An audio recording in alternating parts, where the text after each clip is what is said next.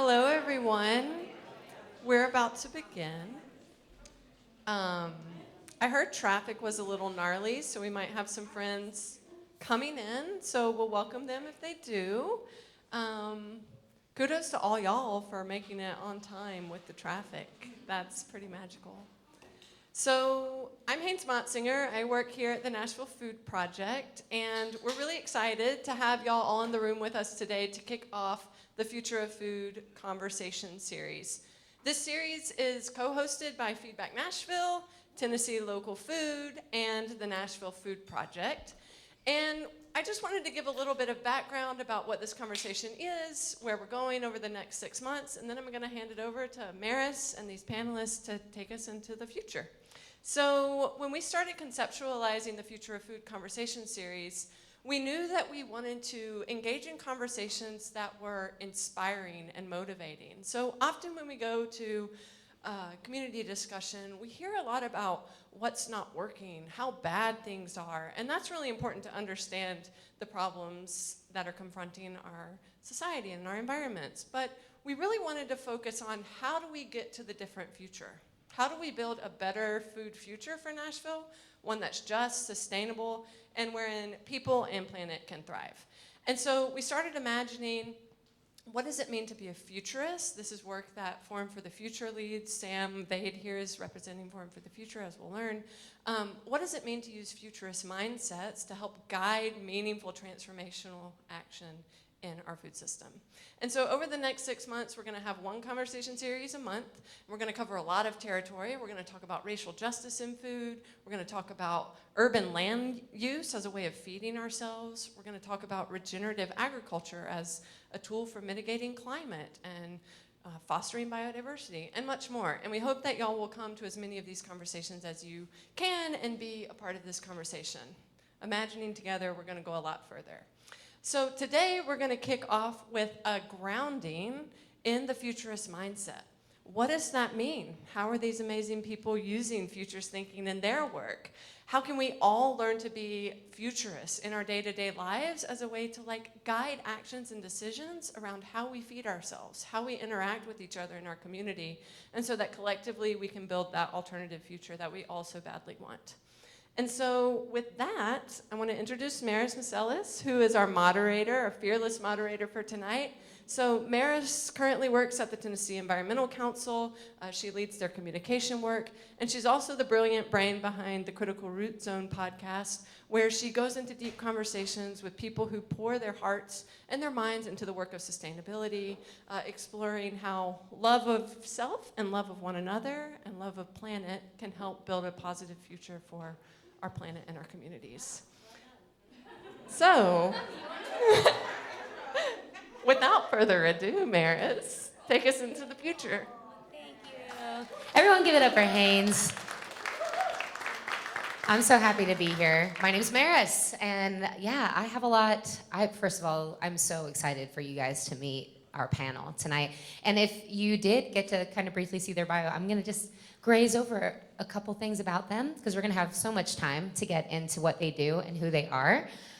Kia Jarmon in the center here, in the beautiful pink blazer, works at the intersections of community, culture, crisis, and communication, guiding leaders, organizations, and systems on a pathway of improvement. Jarmon leads boutique communications and community engagement consultancy this is called the MEPR agency. And if you want to look that up, she's the founder of the nonprofit Equity Collaborative, and she serves as philanthropy advisor of Give Black, Give Back, the first effort from the Black Philanthropy Initiative in Middle Tennessee. Lots of hats on this one. Amanda Little, to my left here, is a professor of journalism and science writing at Vanderbilt University and a columnist for Bloomberg, where she writes about the environment, agriculture, and innovation. Perfect. And she's the author of The Fate of Food, What We'll Eat in a Bigger, Hotter, Smarter World, which explores how we feed humanity sustainably and equitably in the climate change era. And then Samantha Veide at the end here. Veide. You know how many times we practice that? It's really fine. Okay. The Vader. That's what we're going with. Samantha Veide is the Managing Director for Americas in Transformation at Forum for the Future. This organization we were talking about earlier is a major backbone of the Feedback Nashville initiative. The current questions that guide her work are, how might we build organizations that embody and mirror the just and regenerative future we want to see? What does it mean to adopt decision-making, governance, and ways of working that model a just and regenerative principle? This is so good leading up to what we're talking about too tonight, because futurist mindset, what is a futurist mindset? And when I got asked to do this first episode of this series, I was like, I don't even think I know exactly what a futurist mindset. Let's talk about that before I say yes to this. And I know that futures is a main tool, you called it, in what you do at Forum for the Future. So Samantha, would you like to start us off? Got it. There you go. So first of all, thanks for being here. And I just have to say, you know you're on the right panel when you're already intimidated by the other people up here, right? Like, okay. Anyway, so glad to share it up here. She belongs. The suits are really amazing. Okay. Anyway, yeah, so this is one of those questions I think, you know, if we were to say what's communications or what's social justice, you can answer it very small or very large. So I'll try to kind of be somewhere in between. First of all, would anyone in here identify as a futurist? You can. Okay, I love it. Okay, so futures is a discipline. I mean, you can get your degree in futures, you can get a job in futures. So it is a process, it's a set of tools, it is a mindset that we at Forum, so Sustainability Social Justice Organization, feel like is one of the critical tools to bring to discussions about a just and regenerative future. Because what has gotten us here to today, unless we want to repeat the same problems that we have, we need radically new ways of doing things. Mm-hmm. And one of the only ways that we think that you can really do that is through radical imagination. So futures is, as I said, it's like a group of tools, probably the easiest way to say it, that help folks, companies, the military, I mean, you name it, grapple with the probable futures, the possible futures, and then helps prepare you to do the work to hopefully bring about your preferred future. So it's all about thinking about what is in this future and how do we detach ourselves from this idea that everything's certain and there's going to be really linear ways to get there and be a more adaptable, more resilient in our solutions for 2030, 2050 in this hotter, well, unless we change things, which we'll talk about that. But anyway, so, and I'll just say one other thing. I think we all can be futurists, right? And I think most kids are, and we teach kids to let go of that, right? So there's something about this about kind of tapping back into your childlike imagination, I think, and you'll be well on your way to being a futurist. So it's kind of like manifestation. You're like manifesting this better future. Yeah. You're like saying, this is what I want, this positive, beautiful thought and idea, and how do we get there? Yes, I think that's the only way we'll get there. It's not the only thing you need to do, right? But if you can't even picture what that is, no matter, you know, it's like if you're going anywhere, any path will get you there or whatever that I just know, like, one of my journals was like, write down your vision.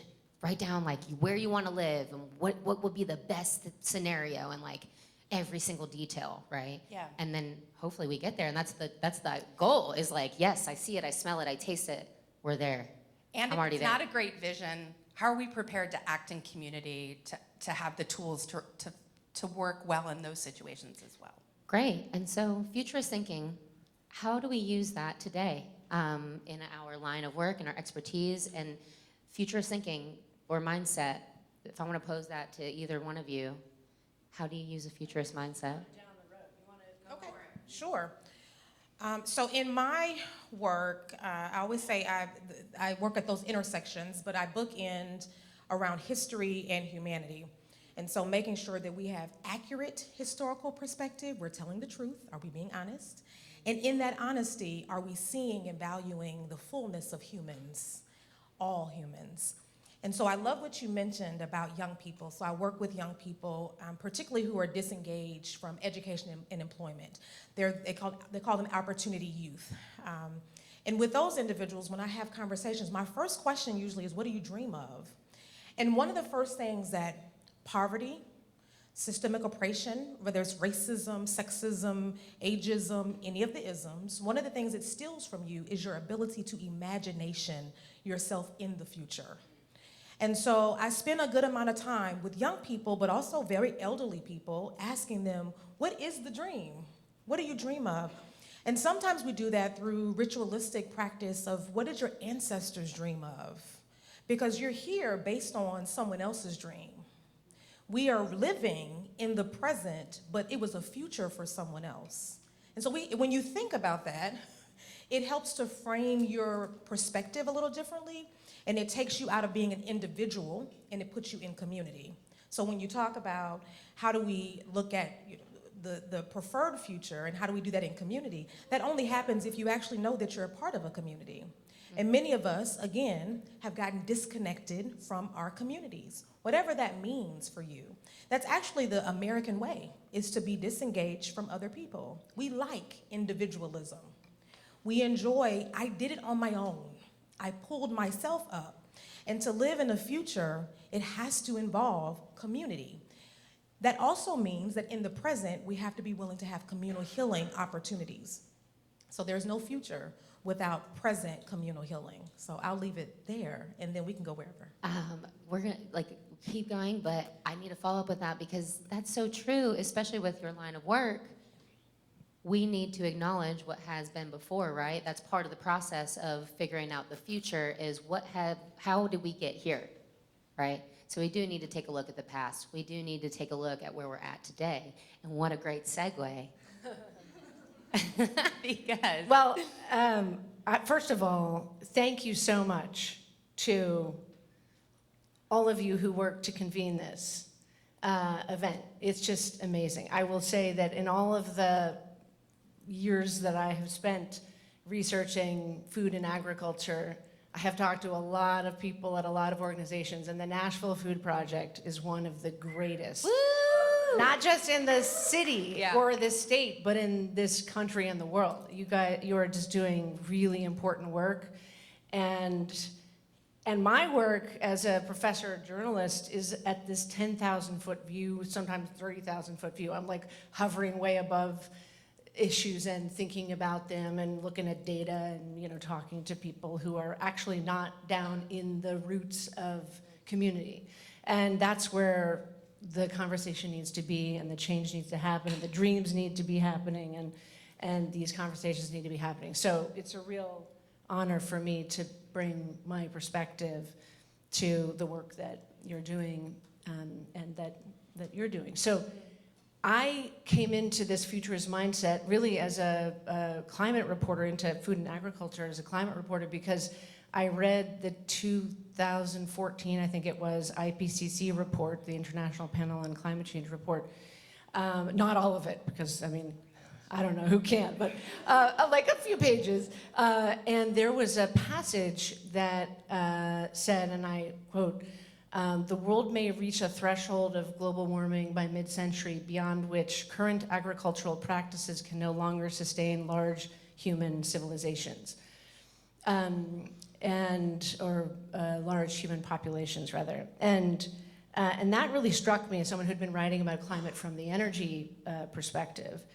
And I began to realize that we're sort of at this critical crossroads, right? We think about the food futures as this huge paradox. We're on track to go to 9.8 billion people by mid-century, even though we hear a lot of people saying that, population growth is slowing down. Well, we're still going to nearly 10 billion by mid-century, and just last month or so, but there have been many reports like this, the UN put out a report with the World Bank that said that climate pressures are on track to reduce farming yields by up to 30% by 2050.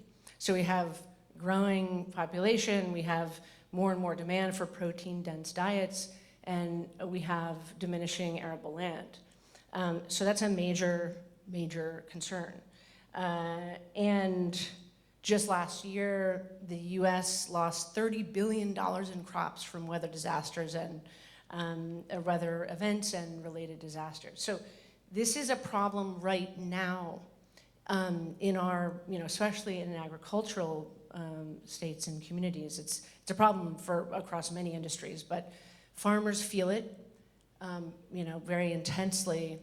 And of course, the pandemic compounded food insecurity and inflation and many other pressures. But we are living in an era of disruption, geopolitical, environmental, and that's very prevalent in our present.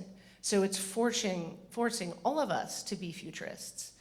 And because we're very aware of what is becoming very evident around us, becoming only more significant in the years ahead. And so we have to be thinking necessarily about where we're going in communities and in federal policies and in global agreements and everywhere in between. And I think you're right. I think you started by saying we're all futurists. I think increasingly we're being called upon to be futurists in our thinking, and and our children. And I see a member of maybe Generation Alpha in the back of the room, and Gen Z. My students, are much more aware of and engaged in what the future is and how we shape it than I certainly was as an undergrad. So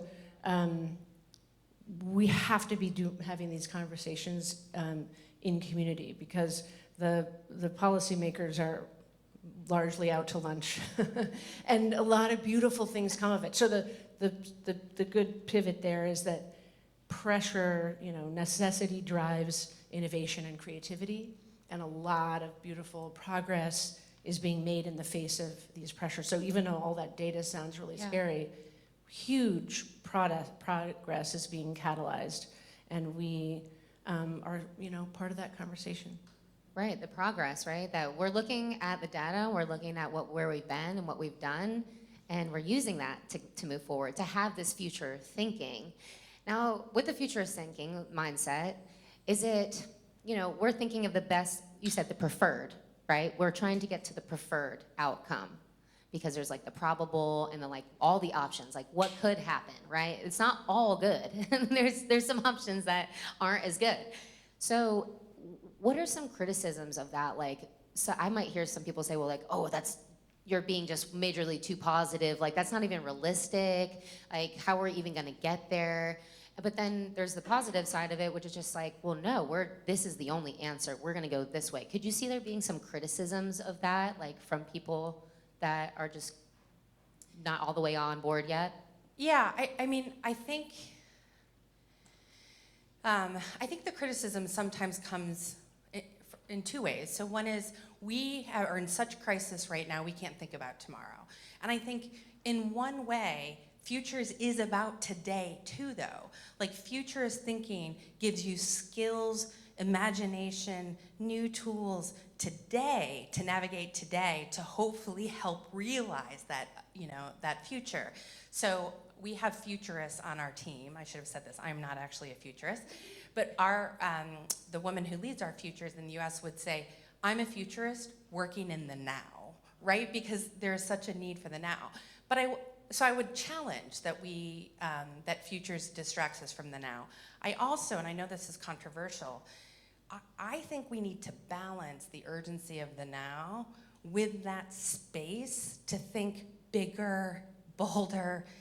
Sometimes relationships move slow, and we need to move slowly with our communities.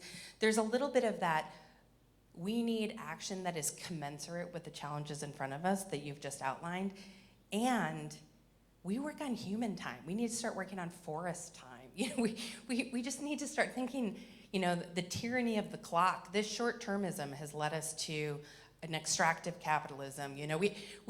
There's a little bit, I would also challenge that urgency sometimes leads, I said this at Feedback Nashville, I was talking to someone. One of the hardest things is people want to skip over, they're like, can we just get to the action? And every time I say, this is the action, you and me talking, me learning, If we skip to the action, who knows if that action's gonna be right? And we don't need more action, we need more good, awesome, productive, not even productive, bad word, but like of the community kind of action. So anyway, I guess you do get critiques in futurism. It's too out there. We need to take care of today. Yes, we need to take care of today. But I still think bigger, bolder dreams is one of the only things that's gonna get us out of this rut that we're in. Yeah. Kia, do you want to touch on just, you work so much with, like you said, improving systems change, right? Which is such a big part of this, like getting to the root of these things and going and looking at the big picture, but then going under. I feel like just that visual for me, it's like getting underneath, right? So just with kind of what you do, like in working with people in the futurist mindset, does that work? Like, do you use that in your work? Like, since you're in a healing, in a historical, how does that kind of like feed into the futurist mindset? And can I just quickly, you said something earlier, and I meant to say this, that another quote I've heard is that the best futurists are actually historians in disguise. And I think that's because if you don't understand this history that we've come from, we're just gonna repeat the same things. And I think this, like your history. I like when it all works out for me. This is great. So let me get back to the question, because sometimes I'm like, squirrel. Well, I interrupted. Yeah, no, it's okay. Because I was thinking at the same time. So give it to me again. The work that you do. Yes. And I'd like to get away from the word work, the passion that you have, Yes, how you 'cause I live don't your enjoy life, work. Yeah. and you collaborate with other human beings to have this healing on the ground and like really help people communicate and see each other and work together. Yeah. How does that feed into the futurist mindset? Yeah. So as I think I mentioned a moment ago, it is about trying to get people to see beyond kind of what's in front of them.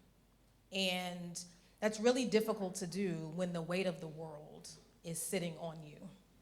And so sometimes, and I want to go back to something you were saying about people wanting to get in action. When I work on a lot of community development around the city through the government. And I tell my clients, when we come into the community, there will be 3,000 things that you will have to pay for that have nothing to do with this process. And we need to find the short-term opportunity to fix that thing for them, to build up some capital, to build up some trust. And so often we're thinking about how do we solve the problem, particularly people like you who come to these type of things, right? You're like, how do I do my thing? And sitting in this room is the thing. Learning is the thing. Unlearning is the thing. How often, you were mentioning urgency. So because you said it, I now have to give you some education around it. Not you, but the group. Okay. Because I also teach around anti-racism and justice, right? If you look at white supremacy in organizations, one of the tenets is a sense of urgency. We have to move very fast because we recognize that people who are a part of marginalized communities will not be able to catch up. If we move so quickly, we'll whip them around and they'll stay where they are and we'll move forward. Understand when I'm talking about white supremacy, I'm not just talking about white people. I'm talking about the system of oppression that keeps some high, some low. Okay, and when you understand that, when you learn that, then you begin to unlearn some of the practices that you have around, I need to solve. Sometimes you need to just sit in community with people and listen and build trust. And building trust means sometimes you got to just shut up. And you don't have answers. And so the way that I lead my work is guiding questions, which is why I love that it's in your bio. Because I want people to ask questions. I was sharing that I taught during the pandemic, and one of the things about the American education system is that it teaches children how to learn by rote. Memorization, right? And I have a 9-year-old, so I also spend a lot of time at the school talking to them. So it's all about, can you memorize this set of words? Can you memorize these math facts? Can you memorize these things? Well, then where's the critical thinking and the memorization? And so what I learned was that students were like, where do you want my name on the paper? I don't care. Well, do you want page numbers? I don't care. What you should be asking yourself is, how do I best reflect my work that represents the fullness of what I want? Whatever that means, that's the question. Because when you give people A, B, C, D, what happens when Z pops up? So in the futurist mindset, I guess we want to stay there. We have to be flexible enough in this world to not be so rigid, to want to fix everything, to want to solve everything, but to leave room and space for the dreaming. Do you leave space for dreaming in your own life? That's really where this starts, because this is system thinking, but this is also individuals who operate in systems. So yes, the system would work without you, and then also the system works really well with you. So because you're in it and you're working in a system, then I need you to also be thinking about, how do I even dream in my own life? And that's your guiding question. People should be writing. I am a teacher by trade, like write. Write that question, seriously, every day asking, what am I dreaming about? What am I interested in? What would the future look like for me and my children? See, I always go to children, because if we don't get this thing right, the children are gonna come back and get you. Just like, Or leave you. You all think I'm joking. The same way the soil is coming back to get you. Hear me. The soil is getting us. Remember during the pandemic, you could walk outside and hear birds? You see squirrels, they just playing. They happy, frolicking. Now they're just running. They're just moving fast. You're like, oh my gosh, don't die in the front of the car. But that's because the world can support itself. It can heal itself if it's left alone. Humans get in the way. Humans touch stuff. So you've got to start asking yourself questions about how much you dream, because then when you get to working in community or on all of these systemic policy, uppercase P, lowercase p things, then you can start to see how dreaming really works, not just in theory. A lot of us are theorists, but in practice. Like, oh, I know how this can work because I do this in my own life. Oh, I know this discomfort because I'm uncomfortable often. I like to live into discomfort. But humans, you don't like to live in discomfort. You like to get back to comfort. This is why we're still in the middle of a pandemic back at work. We like to be comfortable. This work around future is about getting really uncomfortable with present condition. Not just angry, but like using that to fuel you to do a thing. And coming here is a thing. And I want to live with this. Celebrate the thing. The brain needs celebration. Dr. John Powell out of, I believe, Stanford, the Center for Belonging, he talks about, he's talking about targeted universalism, equity 2.0. And he talks about short bridges. This work, the future, is a long bridge. I do systems change. If you think about systems change, 25 years minimum. Think about smoking cessation, right? Like, how long did it take us to get rid of smoking? Okay, that's an easy example for my brain to think about. It took a long time to get people to stop smoking in offices, on planes, blah, blah, blah. Okay, so my point is, that's a long bridge. If you have to look from the door to the wall, you may give up. But if I can look from the door to the desk, and then celebrate that and honor that. A lot of us don't have celebration in our work, so I bring celebration and joy into my work. And you've got to do that in this futurist work too. You've got to be able to say the small bridges and celebrate that. Okay, I'm done. I love that. Can we celebrate each other right now? Thank you for being here. Truly. That's Okay, the event is over. I mean, she started with the pink suit, and and then there was that. It was like, we knew it. All right, we just leave the Oh, See, no, this is amazing. Yeah, we're gonna run out of, yeah. I love what you said. I just wish I had my notes. Where are my notes? You really were thinking. I hope you I guess it's recorded. I can come back. It's recorded. Let's talk about food. I just love the way you connected that point of, past is prologue, and that our history comes back to bite us, and what the treatment of the soil has come back to bite us, and that is a truth that we are, I know, all really interested in. Food and futurism is a really tricky topic because we have so many emotions around food. And as someone who spent a lot of time writing about the energy industry, I really figured out quickly that people care a lot more about food than they do about energy. And that makes this a really important topic. And for me as a storyteller, it was a kind of prism through which I could think about environmental pressures.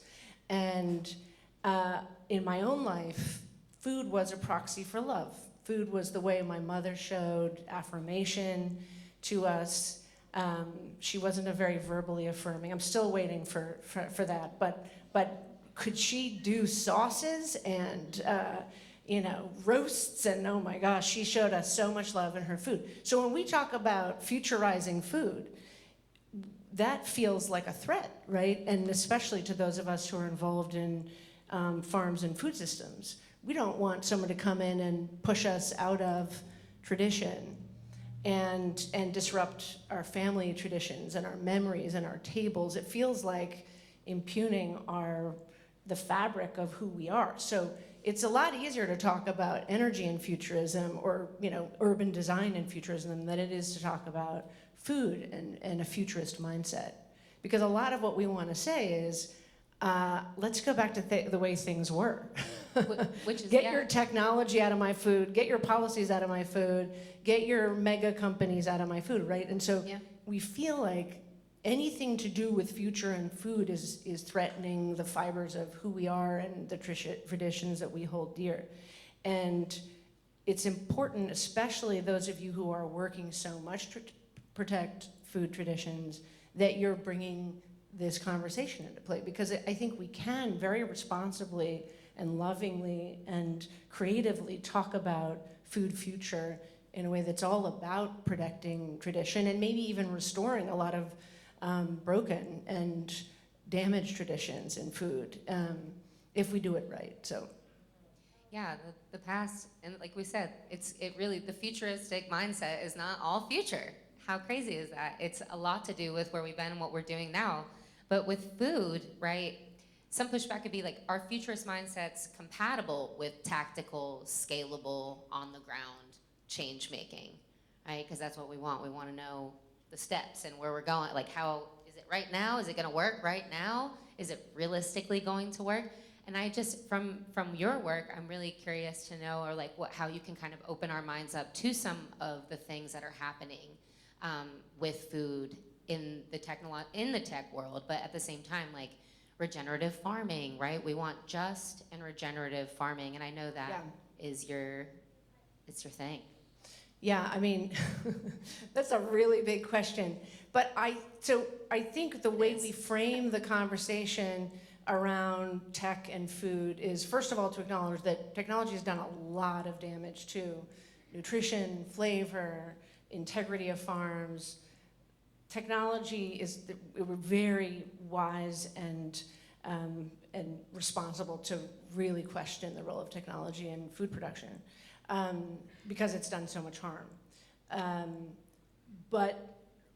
we also see this real division in the conversation from both, the Silicon Valley folks and the big tech investors who are saying, I know how to solve food and climate and the future of food. I'm going to throw a ton of technology at it. I'm going to throw advanced breeding and vertical farms and cellular agriculture and, et cetera, et cetera. There's just so much in that How do you world. reimagine the food system? Well, I think it's a blend of some of the most judiciously applied technologies with food traditions. And I think we haven't had an opportunity to think about those as twin goals, right? Like it's been either or, right? We have the sustainable food advocates saying, I want to go back. I want to go pre-green revolution. I want to go pre-Borlaug. I want to, go back to, the way things were a long time ago before we added 7 billion people to the planet with a lot of radical technologies in food. Unfortunately, now we have 8 billion people on the planet, and we're locked into some very large-scale agriculture. But the solution is not one or the other. It can't be no industrial ag, no tech. Let's go back to let's disrupt everything we have right now. We do need to decentralize and restore local and regional food systems for sure to survive eras of disruption. But there are ways in which technology can support rather than compete with sustainable food goals and practices. And we can get into details on that, but I don't want to hog the stage. I do think we have to stop shouting at each other. It's either I want more technology in food or, none at all. There are ways to, for example, restore and create resilience in traditional and ancient plants and crops. Let's say millet or kernza or teff, some of these very climate resilient crops that don't scale well. There are ways that we could bring some of those plants back online. There are ways that we can scale a regenerative agriculture and manage grazing. There are ways we could bring drones, for example, into fields to get really heavy machinery out of the fields and do more intercropping. There are ways that we could use water is essential to the future of food. So recycled water systems and even desalination is going to be really important to having reliable water supplies in a lot of coastal and midland regions. Fish farming has been very environmentally damaging, but there are ways that we can bring some really interesting innovations in tech, robotics, even robotic harvesting. All of this can be really, really valuable to a resilient food future that restores and borrows from the wisdom of traditional food systems, right? The problem is if tech is trying to dominate nature, it's not going to work. But if we use tech to support and inform the technology that we use with the wisdom of natural systems, it can be a great advantage. And I will say too that we talk a lot about crops being imperiled, which is very true, but the workers in particular are very imperiled by climate pressures. It's about a half to a third of workers in the United States in the food system are undocumented and have very poor health care, and they're increasingly coming up against, really significant heat stress, drought stress. So it's so important for us to be thinking about agriculture in human terms and in crop terms.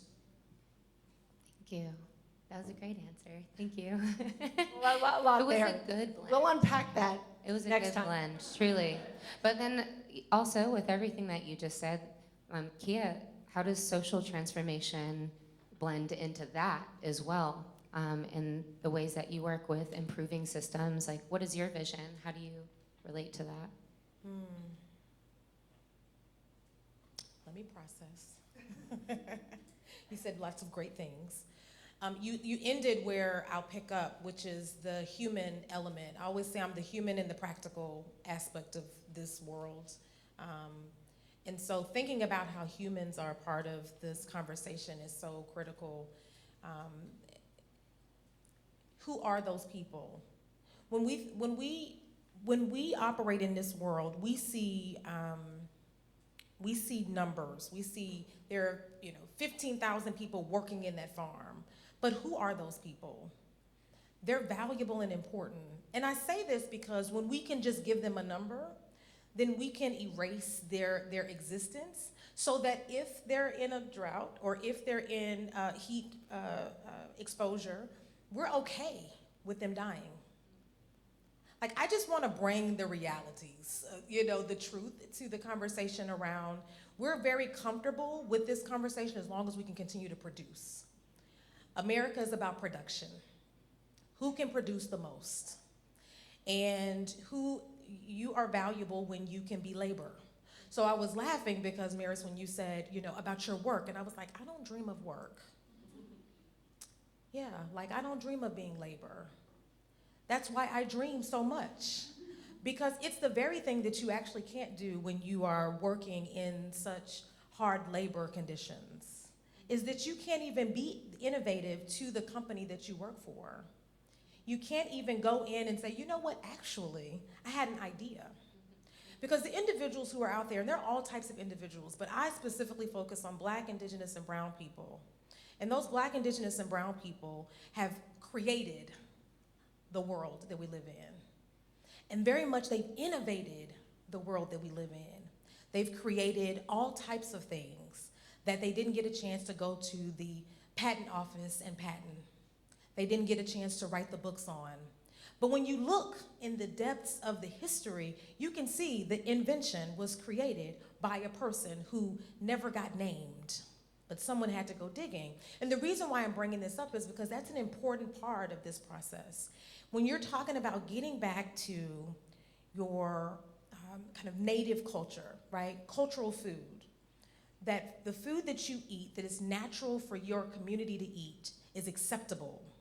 You only know what's acceptable if you ask the people.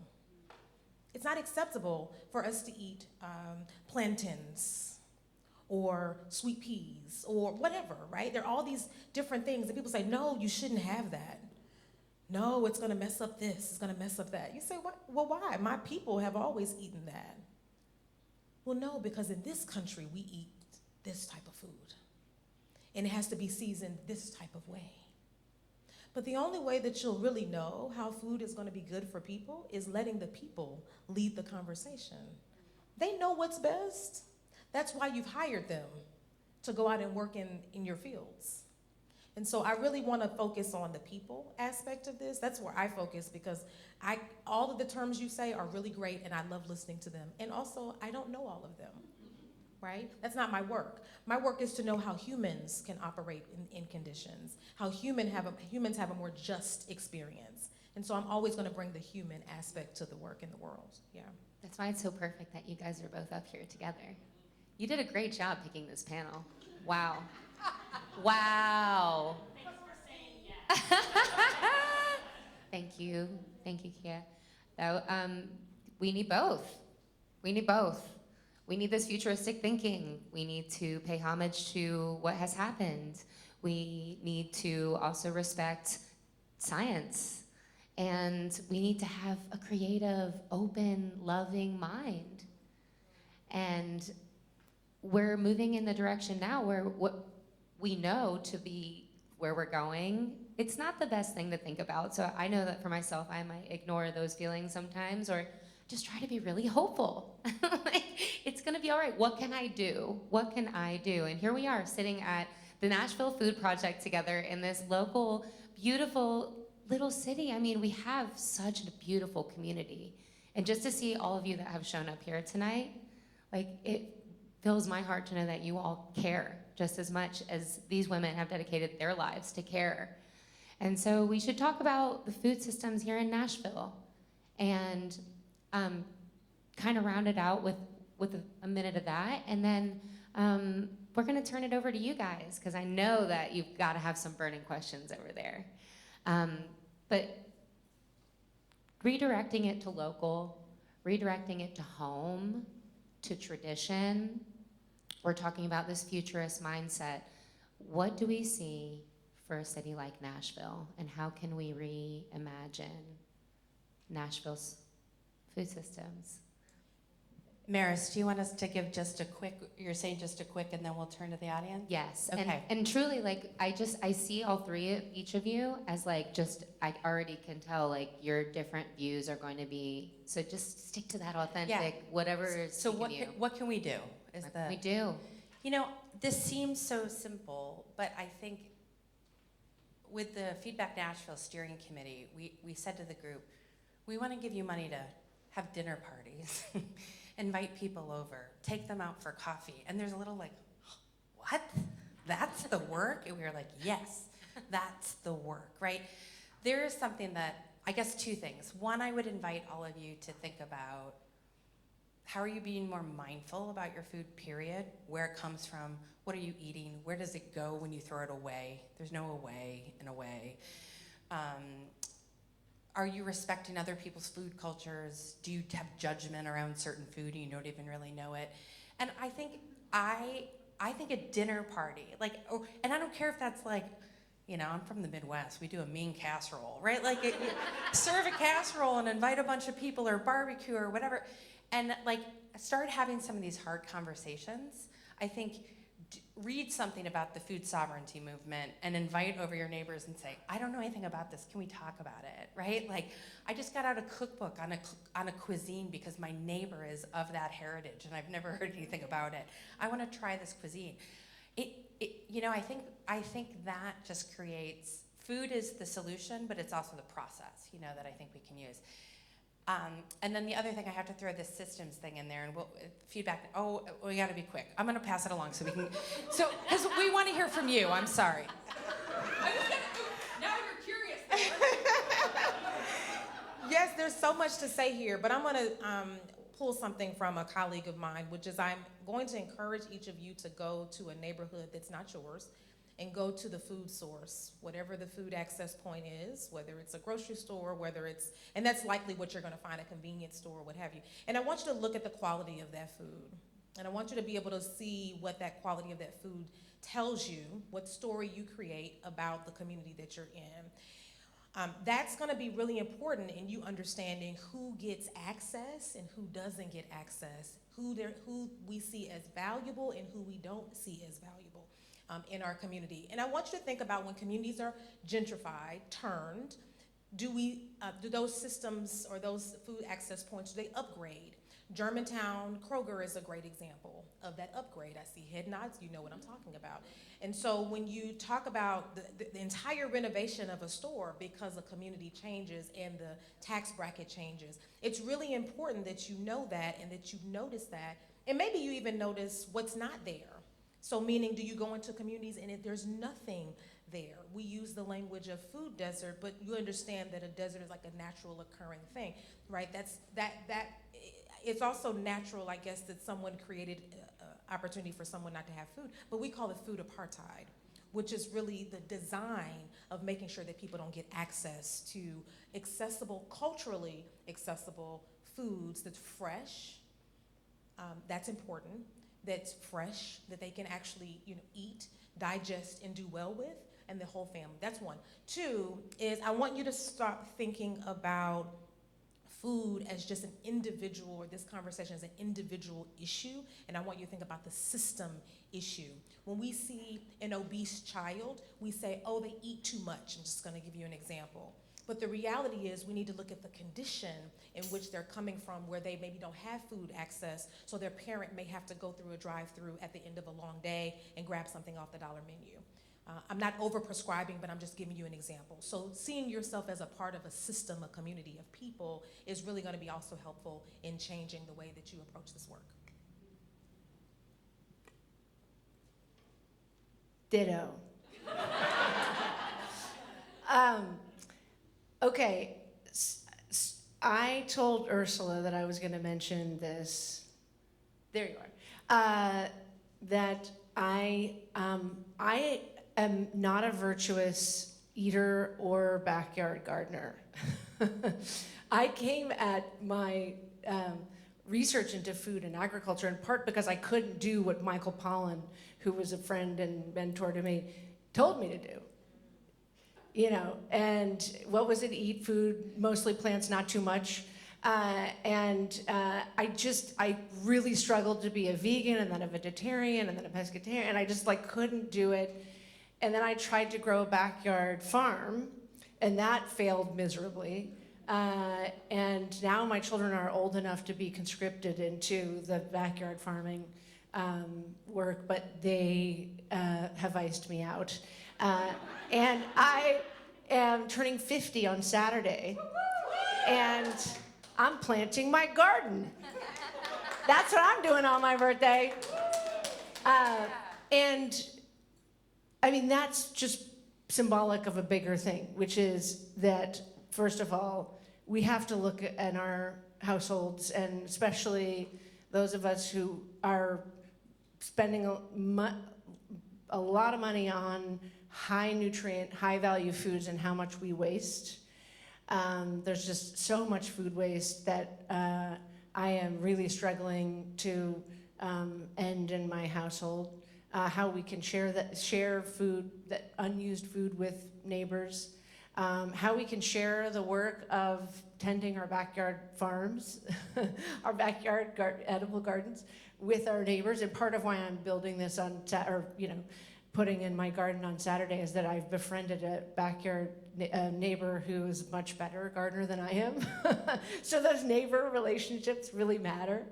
But I do think that really what we can do is you look at our lives, look at our immediate communities, and see what we can do there, and continue to try to, if not be the totally virtuous vegan and vegetarian, to keep doing what we can to source our foods responsibly and not get stuck in purist mindsets, right? Like, I think a lot of what stymies the conversation on food systems is a kind of absolutism.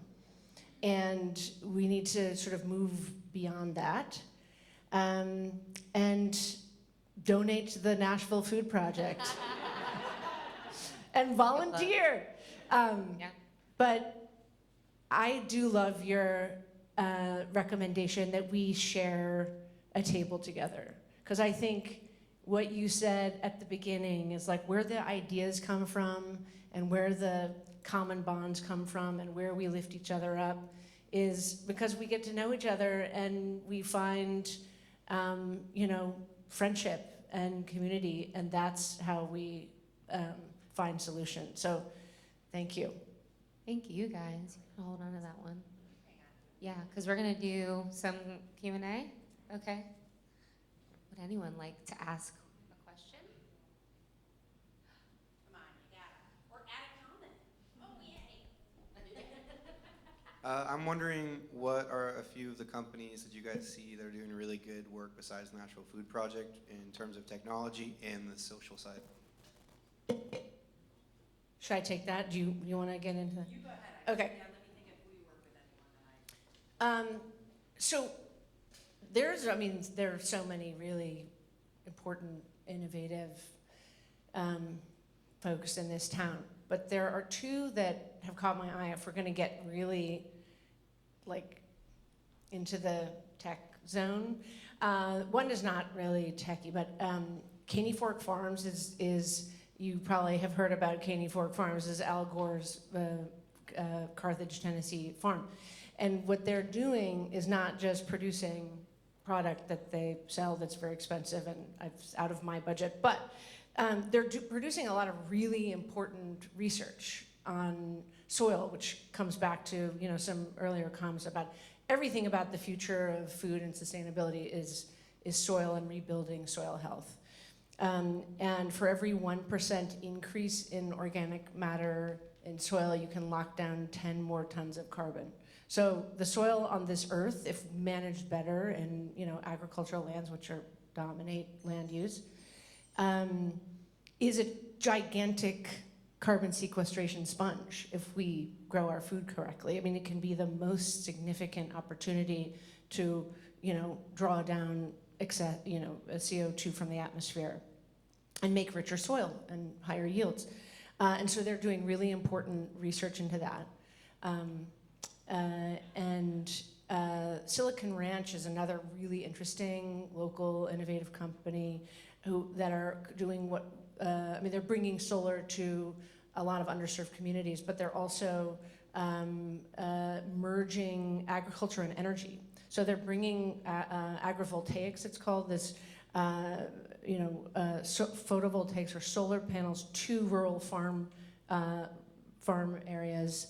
And there's a huge opportunity to create more revenue for farmers by installing, these solar panels on farms, and the farms offering space for those solar panels, that clean energy powering rural grids and getting, some of the, helping with the energy transition away from fossil fuels. And so Silicon Ranch is doing really cool stuff. And they're headquartered in Nashville, lo and behold. You'd think that they would be, maybe in San Francisco, but they're here. And they use goats, and so these agrivoltaic farms, the solar is too low for it to be in cattle grazing, but they're actually figuring out how to lift them up a little higher so they can get them beyond the goats and chickens, and I think sheep can get under them. But they're also bringing them into row crop areas and shade-loving crops that can handle some of that shade. But I do think that is one of those really kind of creative possibilities of, wow, what if we had opportunities to mingle, regenerative food production with clean energy? Talk about going back to your roots, right? Those are the most primordial forms of energy and food production, and if that represents the future, I'm happy to inhabit it. Well, I was going to say, okay, so part of my work with Nonprofit Equity Collaborative is building capacity for Black and brown leaders to support them in, one, the world seeing them as experts, but then also them moving out of their nonprofit work as founders or what have you. And so I get a chance to partner with the Food Project and Community Connect Store on a grant from the Tennessee Department of Health around assessing and creating some community-based solutions alongside the community in North Nashville, so 37208-218-207.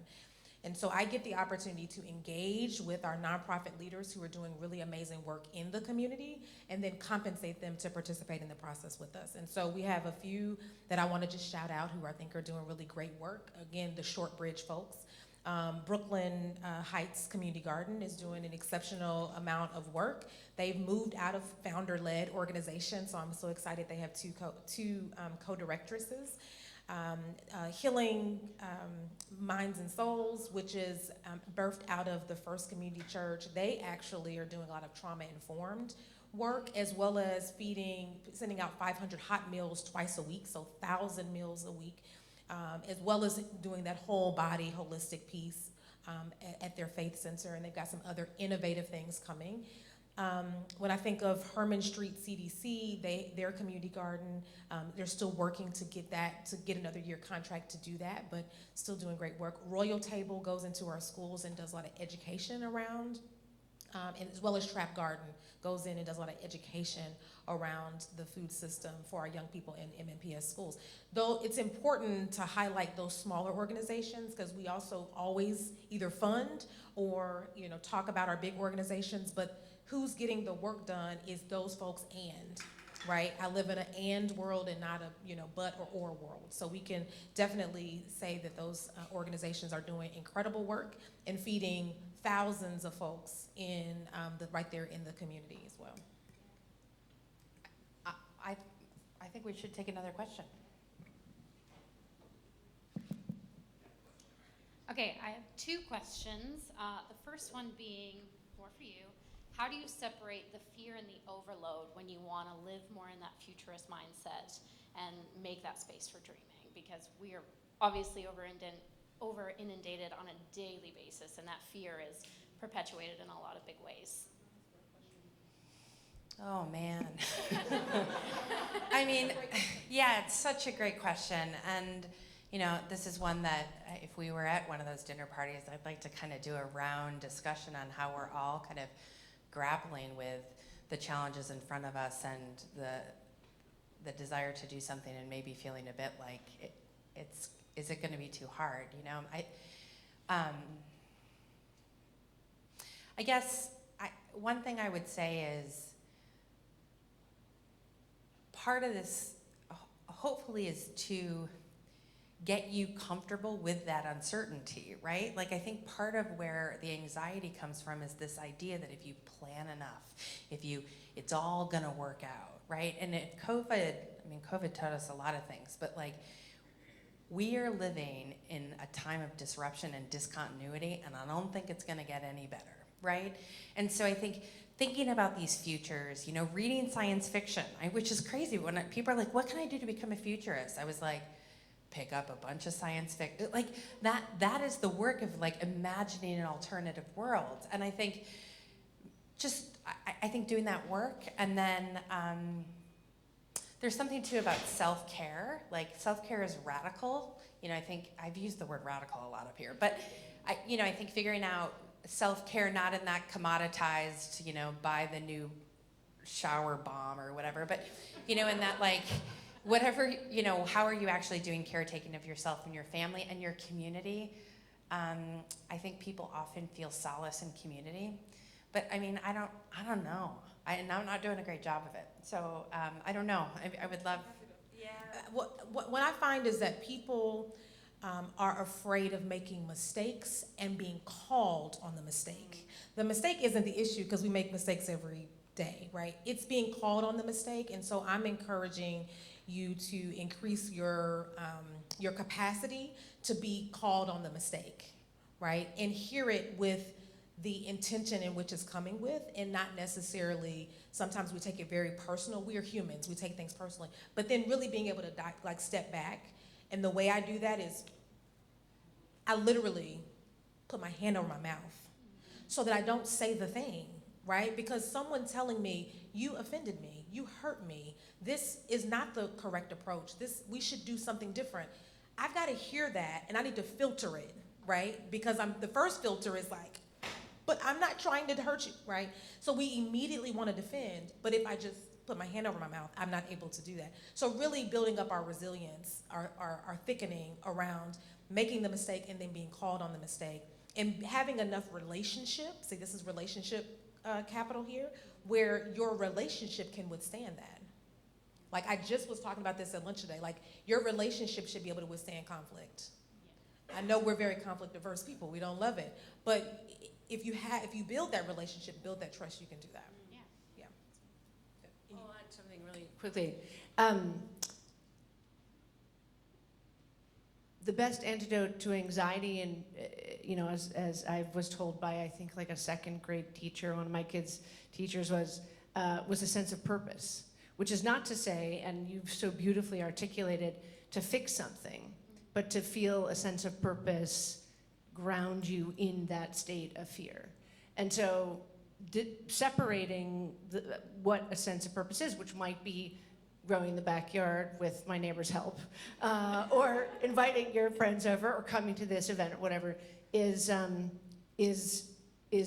perhaps the most calming way than to kind of sit still and go to yoga, although that might be helpful too.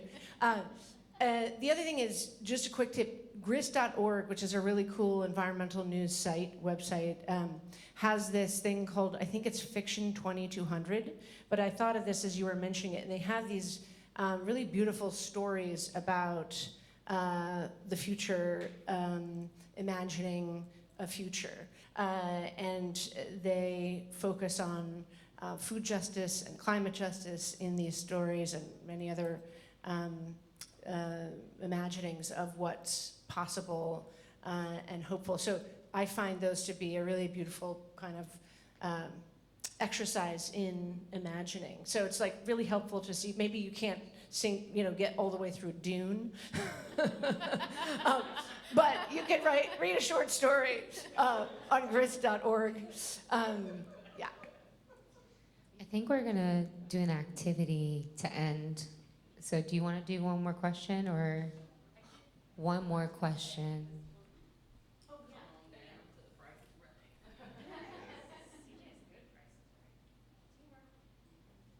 I don't know if this is a question, if more of a seeding of an idea. The work that I do is around sort of housing justice and housing instability, particularly in and around North Nashville, and specifically around Black women. And I use theater and art to facilitate conversations around that. And so I think what I want to have us ask, and you've talked about sort of systems thinking and things of that nature, the connection between the lack of affordable, safe, and when I say affordable, I'm using sort of air quotes because affordable to whom and to what, right?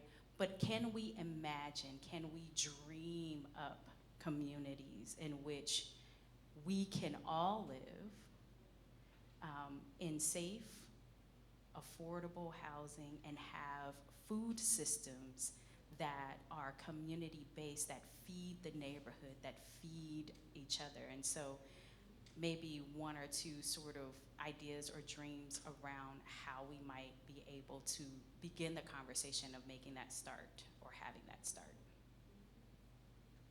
Yeah, I just want to thank you both. Thank you for bringing in housing here. I mean, I think it's one of the things that is in the systems change work and the Feedback Nashville work is trying to do is all of this is interconnected, doesn't it? It's like co-constitutive, right? It all leads together. And one of the things we were having an interesting conversation in the Feedback Nashville group today is, so how are we thinking about all of these different systems to serve the Nashville community? And we were kind of just over lunch thinking about, like, maybe if framing the challenge is like the way we approach land, like land use, right? Is that how we approach land right now, is it something to like serve and probably serve a few, fewer people? But if we as Nashville, look, I'm not even from here and I'm like joining it. But no, but like, how do you reimagine the approach to land usage in Nashville that serves people? That has to do with transportation, that has to do with food, that has to do with housing, that has to do with safe spaces and joy. I don't know, it's just, that gets you at a systems level that isn't trying to solve transportation without housing, which I think is really powerful. Do you want us to move to does anyone want to say anything about that? Yeah, I always want people to be thinking about the tree and then the roots. And the roots are that if we're talking about one system, there are thousands of other interconnected, and again, that word is so insignificant here, but we're talking about transit, we're talking about housing, we're talking about infrastructure, we're talking about education. We cannot be talking about this conversation ever in a silo because people are negotiating one for the other. How do I eat or where do I live? It's not how do I live and then I also can eat at the same time. It's not happening. People are literally negotiating, can I feed my children? So it's really, or can I pay my rent? And so it's really important that we always are having this conversation in collaboration with other systems, or else this is not a conversation to be having. So, Thank you. we are doing at Feedback Nashville, or do you want to talk about it, or Hold on. So as part of the Feedback Nashville group, we're doing our own kind of Futurist project. So a lot of Futures is around art. I just went to a Future Without Guns art exhibit in Philadelphia. It's just, art is one of the most powerful ways, I think, to really get into Futures. We are gonna ask all of you to fill one of these out, and then we're gonna take, of course, if you don't want to, we're not gonna hold you inside here, but we ideally would like to take a picture with everyone then. And we are going to use this as part of the Feedback Nashville project to talk about what is the vision of the future that the Nashville community wants to see. So we'll share ours, but first, just to kind of, a tentative system change that we use at Forum is, if you're going to ask someone to check in or share, you have to share first. You can't ask someone else to be vulnerable until you've done it. So my word for what I hope for the future of food in Nashville is radically inclusive. Mine is a future that embraces ancestors and children, so past and future. Mine is forwardly traditional. Those are really good. Go ahead and write yours, and that if you're comfortable, hold them up. We'll read a few, and then Allison's going to take some pictures. Okay, I'm seeing equitable for all. What do you have back there? More accessible community gardens. More accessible community gardens. What do you have at the back there? Food as sanctuary and solace. Oh, man, that's beautiful. Food is sanctuary and solace. Grown here. Food that's grown here. Joyful for These are awesome. Resilient, equitable. How about one more from this corner? What you got? Indigenous. Indigenous. These are beautiful. Are you so excited? I see it on your face. Thank you all for being here. You three, thank you for spending time with us and giving us your wisdom and your experience and your hope. And thank you all for being here. And let's give another round of applause for the Nashville Food Project. Yeah, thank you. I'm grateful to be here with all of you as well. What I've discovered in my podcast, and I think why this is so beautifully aligned with these women and all of you and what we're talking about, is my journey with sustainability and interviewing so many people about sustainable practices or just different things in sustainability in the environment world. I've come to realize that there's no way for us to look into the future, this big vision of the planet. There's no way for us to love the planet if we're not loving the planet together, if we're not joined in community. And if we want to love each other the way that we can join together and look at that big picture, there's no way we can do that until we love ourselves. So all of this comes back to the self. This comes back to loving yourself. And you're doing that. And so thank you for being here again. We're gonna take pictures. We're gonna change the future. We're gonna create the future that we want. Let's go.